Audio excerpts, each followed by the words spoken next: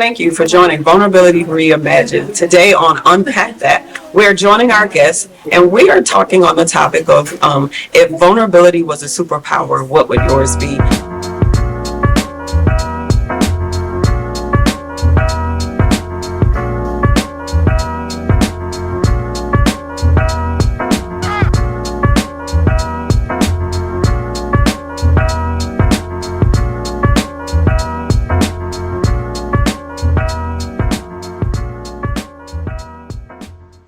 Hello, everyone. Thank you for the first episode of Vulnerability Reimagined with Coach LK. I'm so thrilled to be able to start this conversation with two people that have been a part of my life for a really long time. I have recently launched my coaching, transformative and motivational coaching business. And today our topic will be around vulnerability reimagined. And for men, if vulnerability was your superpower, what would it be? I think we're in a time and an age where we are doing a lot of shaming of each other and being glorified for it, honestly, in social media, on national TV. And so because that has become a culture for us in the way that for some of us, and the way that folks engage with each other, I really wanted to get to the crux of what it would take for men to be vulnerable. And if vulnerability was their superpower, what would it be? So I'm going to start out today with our two guests, DeJuan Richardson with Richardson Enterprises, and then also with Diodario Conway, Dr. Diodario Conway, who has a long history in mental health. I would love for both of them to briefly introduce themselves, and then we'll dive in. So, DeJuan Richardson. Hi, I'm DeJuan Richardson, the owner of Richardson Enterprises. I'm grateful to be here today on the podcast and ready to just get some good conversation going. So tell me about your enterprise. What you got going? Oh man, that'll take up too much of our time. Tell me a few of your businesses. What you got Oh going? well, we kind of started off with being a barber. So we have Cuts Unlimited Incorporated, a few locations in the metropolitan area of New Orleans. We have Main Squeeze on Metairie Road. It's a company that I just bought into like maybe about 2 years ago. So I think that's something that's fairly new to me and different. I have a few like cleaning companies. A few things. That's what I'm saying.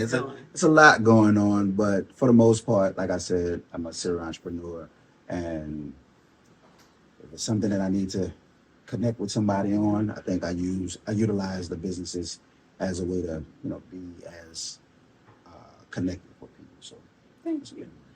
And Dr. Conway, would you please share with us a little bit about yourself? Yeah, sure. So I need a camera. Yes. Okay, all right. So appreciate the dialogue. I think it's important for our culture. So Dr. Conway, and I've been a licensed clinician for about 15 or so years. I've always been in mental health. My passion is building healthy relationships and providing services to and for Black men. But that's not limited to anyone else. There's just a shortage of clinicians that looks like Black men. And my research revealed that Black men would rather speak to Black men about certain things. And so I've been an adjunct professor for over 7 years. Last semester was my last semester. I am at Angola working with inmates there. I have my own counseling and consulting group, DS Consultants and Associates. So I've been doing that. I have a few contracts with some schools, actually one here. And I kind of mobilize my services. I don't have a brick and mortar, been considering it. But my son is graduating from high school next year, so I don't know what my zip code is going to be. So I like what I do. I don't see my work as work at all. And I enjoy it. And so when Sis Keidra called me, I got a replacement to do some stuff for me today and made an effort to come in to support her with this. So that's you. And I thank you. So we're going to just dive into our questions. My first question for today is, if vulnerability was a superpower, what would your power be?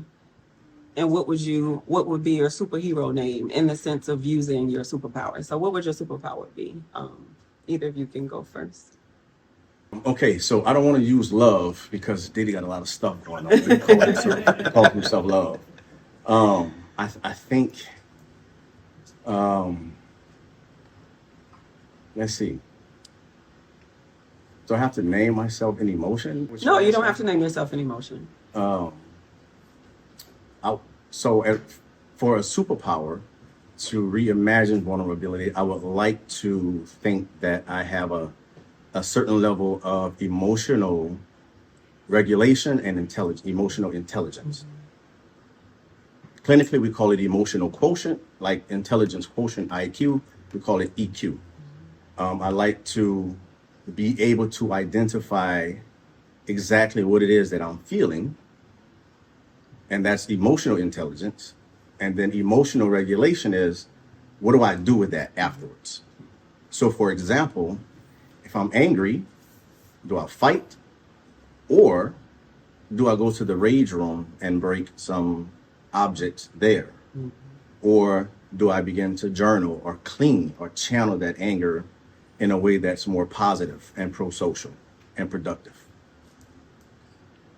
Yeah. So your superpower is called what? Okay, yes, she's insistent. So my superpower would be oh, geez, probably. Can I go with resilient? Can I? How would you use that superpower? So if you needed to come to the rescue of somebody and you were resilient, how would that show up? And so what I would do is coach them from a strengths perspective. Help them to recognize where have you been strong at, and where's the situation you've been resilient, and coach them or provide some clinical insight for them to pull from that area to remind them that you can and you have before. So let's walk through it and let's do it again. Got it. So yeah, you're resilient. Yeah, and we rocking with it. We go where we're resilient. Okay. So on same question. It's been a journey.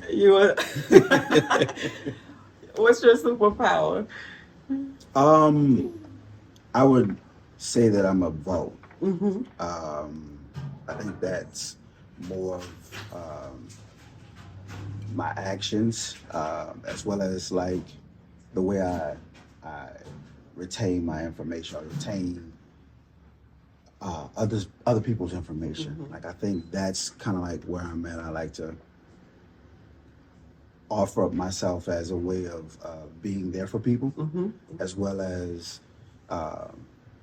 protecting that information when it comes down to a person's vulnerable state. You know what I mean? Because if they decided to share something with me, I believe that I have to be protected of that. So I think my superpowers are being a vote.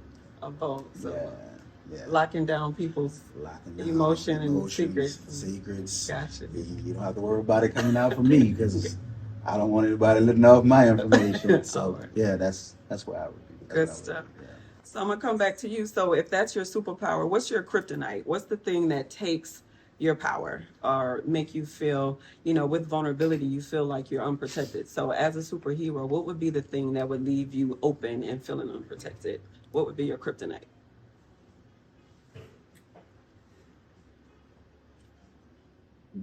Grief. Loss.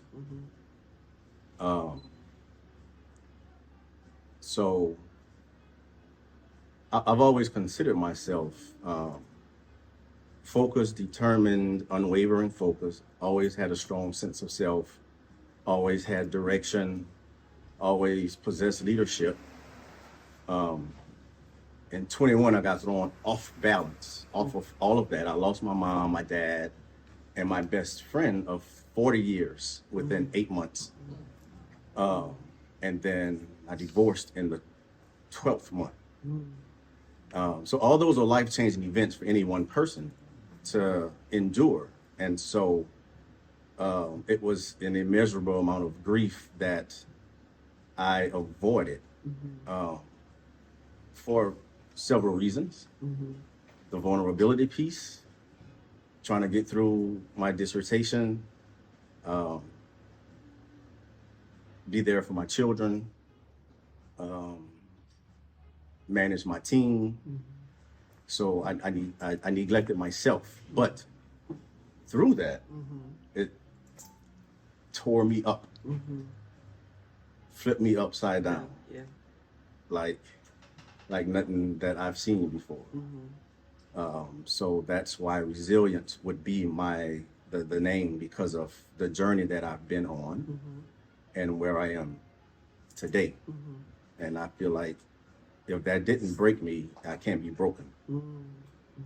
And so that's how I will coach or provide some insight to someone else. Thank you for sharing. Thank you. And sorry for all your losses. Which that was vulnerability, telling you guys all of that stuff. Yeah. I appreciate that. Oof. Yeah. That's an exhale for sure. Yeah, definitely. He got me exhaling. Yeah. I'm like, I think that's tough. Man. And I was there through it. Right, And I'm she still was. exhaling. I'm still exhaling. So She was. Last one. I probably was shedding some tears. yeah, we had a moment. Probably had a moment with her. Yeah. Yeah, it was rough. Yeah. Appreciate you. Love you. Yep. Same question. What would be your kryptonite? I think my kryptonite would be more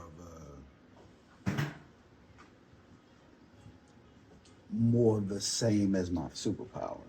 I think the more I give, or the more I'm open to people, I think I can also be vulnerable in that same regard. And I think that could kind of like hinder or hurt me depending on how I'm perceiving the people or the information that's coming to me. And so I try my best to be conscious of that, knowing that a lot of people tend to come to me for advice or to share. I just have to be conscious of the information that's coming to me, you know, and if I'm not as protective of my own space, then I think that can be a kryptonite for myself. I want you to unpack it a little bit and tell me of a time where you felt like you shared something, or there was a moment where your vulnerability in the way that he was able to share grief. Like, has there been something that you've shared with someone and they weaponized it because they didn't keep it in the vault? Okay. I can use a moment that happened in the barbershop. Okay. You know, we tend to do a lot of talking and sharing in the barbershop, and there was a barber that was in kind of like a conflict with another stylist that rented, a chair at the shop. And so I shared with the barber. It was two women, but I shared with the barber. She's someone that I respect and love and appreciate and grew fond of. I shared with her that the young lady that she was having a riff with was ready to leave, and kind of ready to leave before they had their riff. And as well as me sharing that with her, I shared the same information, like vice versa, with the woman that was the stylist, the lady that was the stylist. And so one day, it all kind of like came to a head, and the barber was telling the stylist, well, he told me you cried, and this, that, and I was like, that's not why I told you that. And so it felt like I was being betrayed because I listened to both people. I listened to both scenarios of what they felt and what they were going through at the time. And so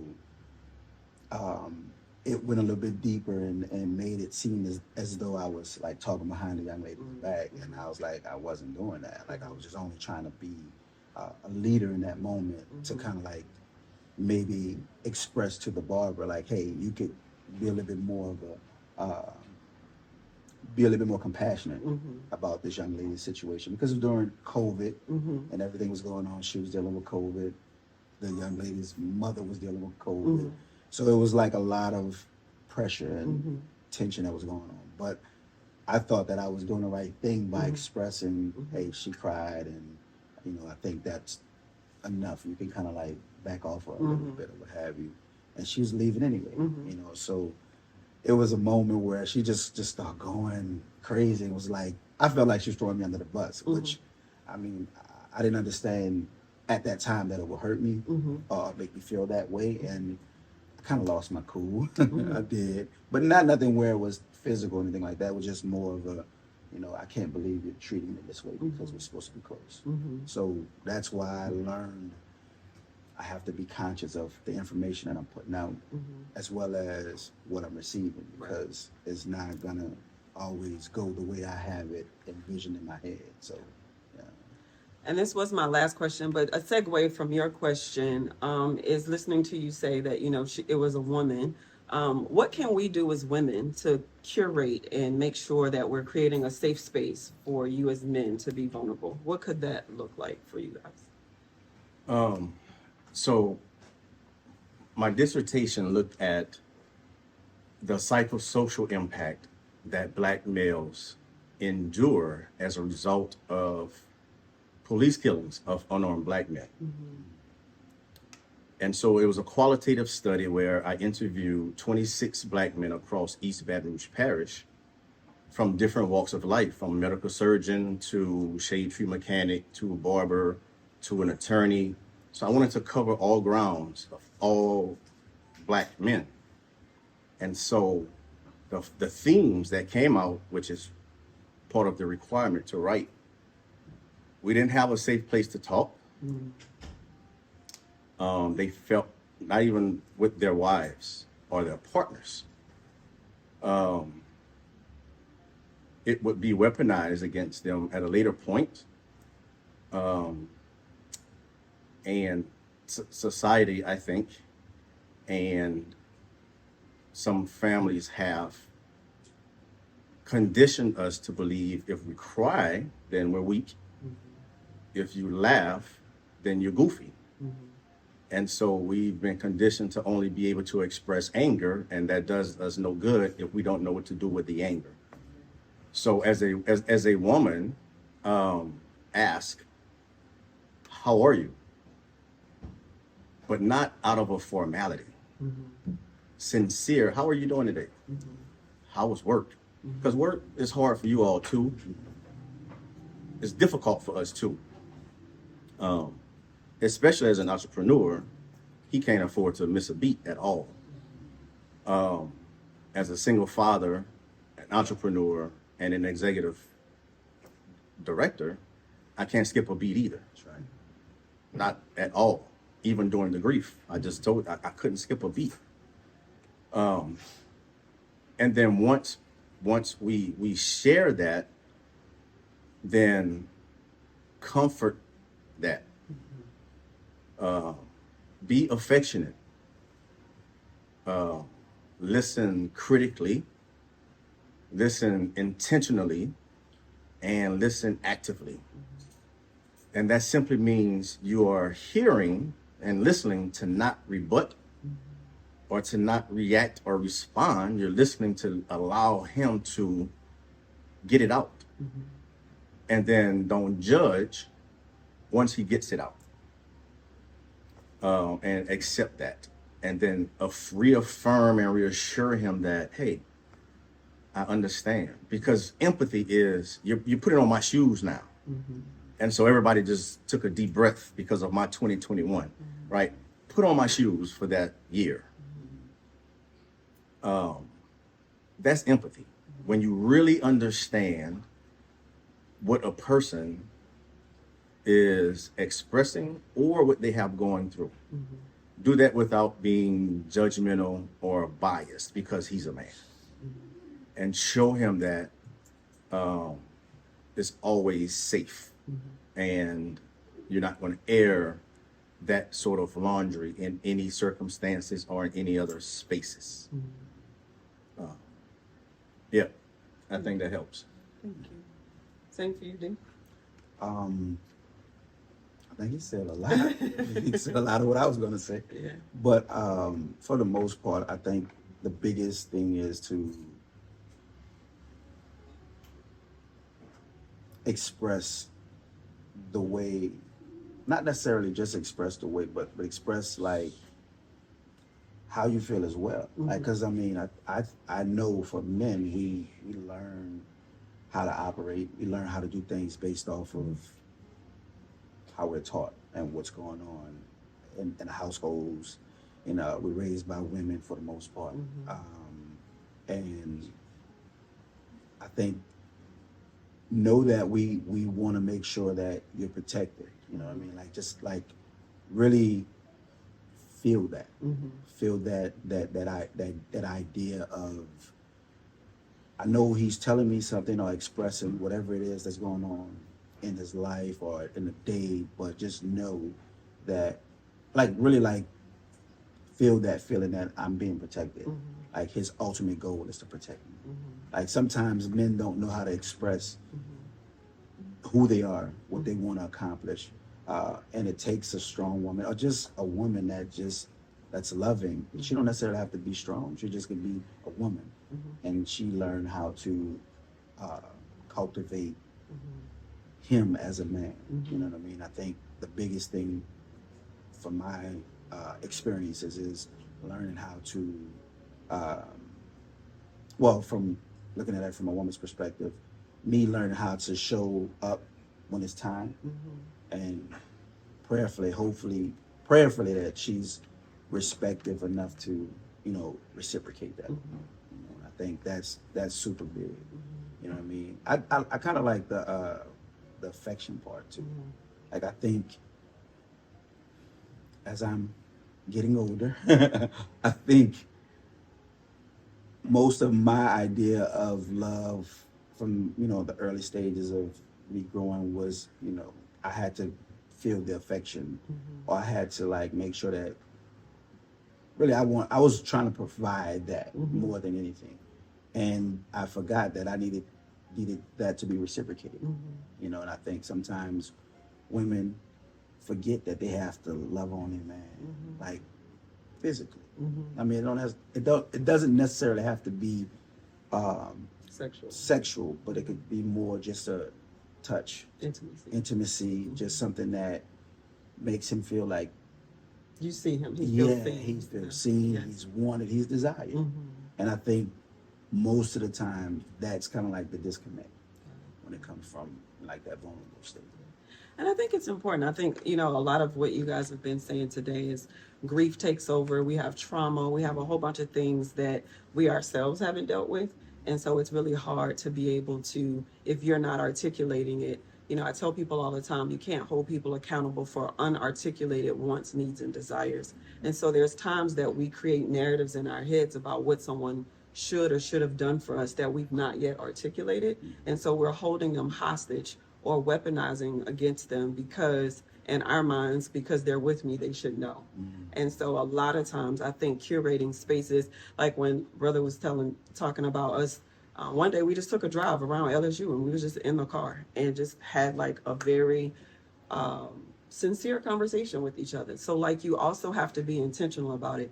So, you know, asking those questions, coming after work, how you're doing, but make sure it's not a passerby conversation. Is it over dinner? Is it over coffee in the morning? Being very intentional about curating those spaces and committing to showing up to it. So both parties need to commit to the safety of it all. So, we've had our moments. And we've had our moments. Yeah. So, which is why I done turned into Coach K, LK on y'all. So, the final question for me, and then I'll open it up, is for you guys, what would you want? And I feel like you've answered this, but what could this look like for other men to be a part of this conversation with men? Like you said, as a therapist, you feel like men don't really have a space where they can come together and have these kind of conversations. What could that look like if it was curated for men? Him inviting me over to his barbershop. Yes, sir. You're That's more the than first welcome. thing. I've always wanted to own barbershop, but I can't cut. You don't have to. But I like the idea of what it does for our culture. Right. and communicating with them, and I do this in the system, the correctional system that I work in. Emotional security is probably what we were both explaining, and having our hearts protected. But can you imagine a man saying that? I need emotional security, and I want my heart protected. How would you guys look at him after he say that? So most men won't say that, but they want and need that. So for me, what I have been trying to do is normalize that even with these men. And I know they're in a different confinement, but one guy, he's an older guy. He had never sat for therapy at all. He's been there for over 30 years. We had something in common. We had something in common, and at that moment, in my office, he cried. And I share with Kim, they cry with me because of the space that I provide for them, and the identification. And I normalize it for them. And I may have to disclose just a certain amount, not my whole life, but something, I got to give something. Right. Because they've been holding it in for so many years. And so I understand that dynamic. Typically I wouldn't, but I understand where they are, and they're different. We're built a little differently. So I would definitely normalize that with them and let them know that, brother, it's okay. And they're not alone. And you're not. Yeah. I'm a therapist, and look, this is what I've been and where I've been. Yeah. And then this is where I am now. And I still go once a month. And I told I'm not stopping. Thank you. D? Well, like I said, you're more than welcome to join us. Not only that, we could talk a little bit after if you want to be owner of a barbershop. I can help you with that. I told you, I operate like that. But for the most part, I think getting more guys involved like this, I think it can start in a barbershop. Like I'm actually a part of a few different organizations, as far as the barbering aspect of the non-cutting. Like I was with Barbers Cutting Out Crime. We would, go around and talk to different barbers, as well as young men about how to be vulnerable in moments where if they see crime, they can share what they know, things of that nature. And I know that's frowned upon in our community, but I don't think nobody wants to live around a criminal, or nobody wants to live around somebody that's committing, especially something like a violent crime or something like that. So I'm a part of that, as well as the Connect Project, where there's barbers from around the country come together, sometimes on a call, video call, the voice call, where we talk about ways to impact the community from a standpoint of counseling, because we tend to be counselors. We tend to be all sorts of things when it comes down to sitting or standing behind a barber chair and a client sitting and expressing themselves. So I think it can start in a barbershop where we could offer that safe place, because most of my clients tell me pretty much everything. And I think a lot of other barbers, and maybe even stylists, deal with the same thing. So I think starting off there and inviting them to places such as this, where you've created this beautiful, warm, loving atmosphere. So I think we can start off there and then invite them to the next place and kind of usher them in a way where they don't have to feel like they're being Baptized by fire. Right. So yeah, definitely. Thank you. Well, I thank both of you for being here today on Vulnerability Reimagined, Unpack That. We look forward to our next episode on Mother's Day. It's going to be sharing conversations with mothers and their children, and how we often know each other as parent and child, but we don't really know each other as women or men. And so, how do we help mothers see us as women or as men in their lives, and us being able to unpack some of the things that have made us who we are that we often want to reflect and look at. So thank you so much for Vulnerability Reimagined. Unpack That with men sharing how their vulnerability is a superpower.